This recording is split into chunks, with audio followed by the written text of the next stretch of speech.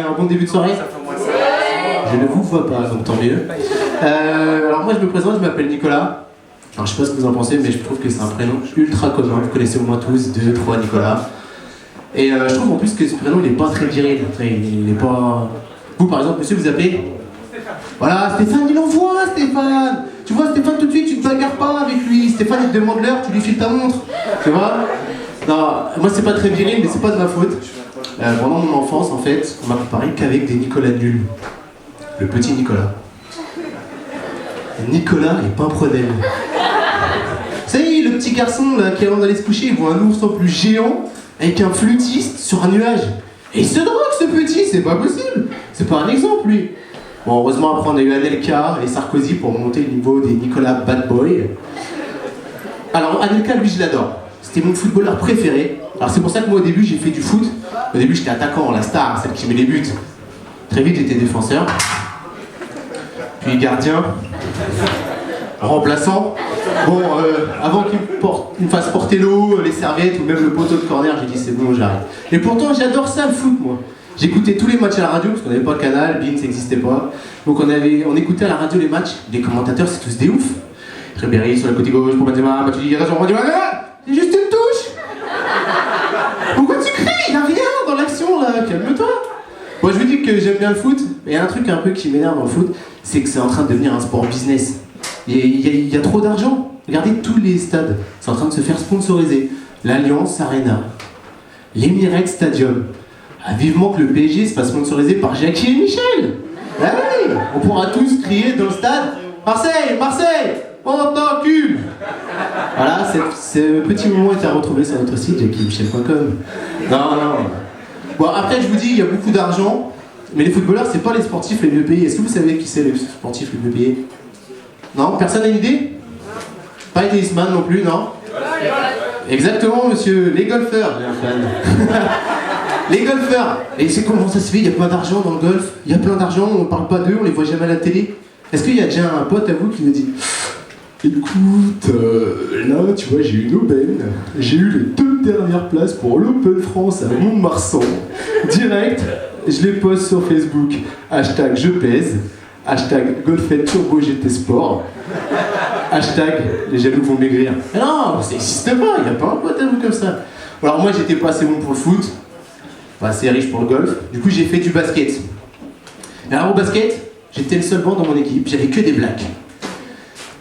Et tous mes potes blacks, du coup je me suis rendu compte que la taille, ça compte énormément. Bah oui, un panier à 3,05 m pour marquer, la taille ça compte. Bon, j'étais avec tous mes potes blacks, je traînais souvent avec eux et je ressentais un petit peu ce que ressent le lait au milieu d'un Oreo. Je sais pas si vous avez l'image en tête. Voilà, je ressentais pareil. Et alors, du coup, j'ai pas réussi à devenir professionnel au basket, mais ça m'a offert un métier quand même, je suis devenu animateur de colonie de vacances.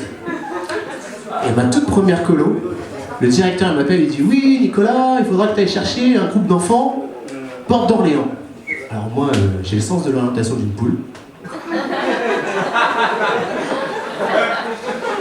Et donc le jour J, le directeur il m'appelle et il commence à m'engueuler. « Oui, Nicolas, t'es où? Les enfants ils t'attendent. » Je lui réponds, je suis à Orléans, je cherche la porte. J'ai senti que j'avais fait une boulette. Heureusement qu'il m'a pas demandé d'aller chercher porte d'Italie. Et donc du coup, il m'a viré. Et maintenant, je suis obligé de chercher un vrai travail. Et donc quand tu cherches un travail, tu es obligé de passer les entretiens d'embauche. Et c'est pas tous les mêmes les entretiens d'embauche. Oui, excusez-moi monsieur, j'aimerais savoir pourquoi vous voulez absolument intégrer notre entreprise. Ah déjà pour la thune? Un peu pour ta secrétaire aussi? Non, mais moi je trouve que les questions, ils connaissent pas assez les candidats, il faut un truc plus précis pour connaître un peu plus le mec. Oui monsieur, est-ce que vous êtes plutôt Batman ou Superman? Madame, est-ce que vous êtes plutôt clitoridienne ou vaginale? Voilà, non mais des petites questions, on en apprend plus quoi, des trucs on sait un peu plus sur les gens. Mais bon, il y a une autre question, moi qui me stressait un petit peu aussi, c'est la question du salaire. Je savais jamais combien demander. Donc la veille, j'appelais ma mère, je disais voilà, maman, je vais demander tant. Elle me disait demande plus, demande plus. Et le recruteur chez lui, il faisait pareil, il était avec sa mère. Donne-lui moins, donne-lui moins. Alors moi, le jour J, j'arrive, je me présente en entretien, et le mec veut me donner plus que ce que moi j'avais imaginé. Alors là, faut rester poker face. Limite Bogdanov. Et là tu lui réponds, oui c'est vrai que effectivement, au vu de mes nombreuses expériences dans le monde du travail, je me situe à peu près dans cette fourchette. Alors que pas du tout. Moi j'ai fait un pauvre stage à McDo, j'ai vu de la lumière, je suis rentré. Et le mec m'a engagé. Alors là le premier jour, il faut être sapé comme jamais, comme dit un certain philosophe français. Sapé comme jamais. J'arrive, chaussures en croco, veste de pie, chapeau de forme, nœud papillon. Je rentrais dans les salles, je lançais des colombes. Et ça n'a pas eu du tout l'effet que je voulais. Ils m'ont tous pris pour Jeffrey, du prince de Bel-Air. Alors le matin, j'avais le roi. Jeffrey, remets-nous des glaçons. Bon, le soir, par contre, ça a été Jeffrey, tu peux faire tes cartons. Du coup, j'ai plus de boulot. Du coup, j'ai beaucoup de temps pour réfléchir. Je passe mon temps à réfléchir, à penser. Et je suis vachement nostalgique de l'époque de l'enfance. Quand on était tout petit, on pouvait faire plein de trucs qu'on peut plus faire maintenant, sinon on passe pour un mec un peu chelou.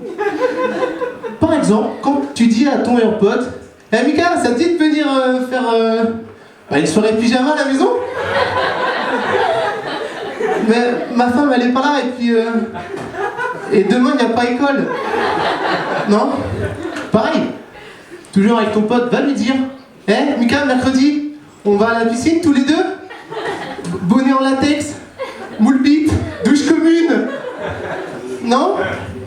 Non, maintenant tu peux plus faire ça. Et du coup, moi je réfléchis, je pense tout le temps, je me pose plein de questions, j'ai pas forcément la réponse. Mais c'est pas de ma faute, hein. J'ai une maladie. J'ai une diarrhée mentale. On va se dire à chaque fois que j'ai une idée, c'est de la merde.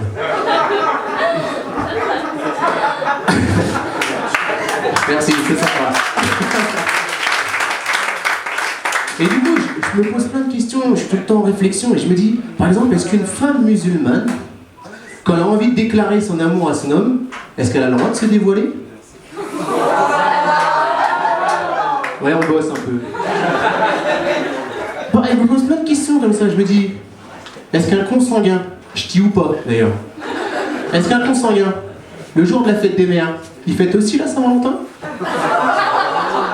Ouais, c'est là un peu mort. Non, je me pose plein de questions comme ça. Est-ce qu'un homosexuel, s'il est fan de Apple, est-ce que c'est un iPad? Non mais je réfléchis, je sais pas. Est-ce que c'est normal que ma grand-mère, quand elle veut aller sur Google, elle tape Google dans Google? C'est très bizarre ça, mamie. Oui, mais au moins je suis sûr d'être sur mon site. Pas de problème, ça marche. Non, je rigole, hein, je me moque un peu de ma grand-mère, mais je l'adore. Et c'est pas évident pour les personnes âgées quand même. La technologie, elle a avancé, hein. Ça a été vite. Ils avaient la télé en noir et blanc avec Michel Drucker. Bon, maintenant ils ont eu la télé en couleur avec Michel Drucker. Bon, maintenant il y a Internet, YouTube. Il y a toujours Michel Drucker. De toute façon, il va tous nous enterrer. Et je me dis, ma grand-mère, elle a pas voulu laisser passer la technologie. Elle a dit, moi je vais me mettre sur Facebook. Et c'est quoi le Facebook d'une personne âgée? Et c'est comme nous. Ils s'inscrivent à des groupes, ils créent des événements, ils sont un peu différents. Ma grand-mère, elle s'est inscrite sur le groupe. Si toi aussi, quand t'éternues, tu perds ton dentier.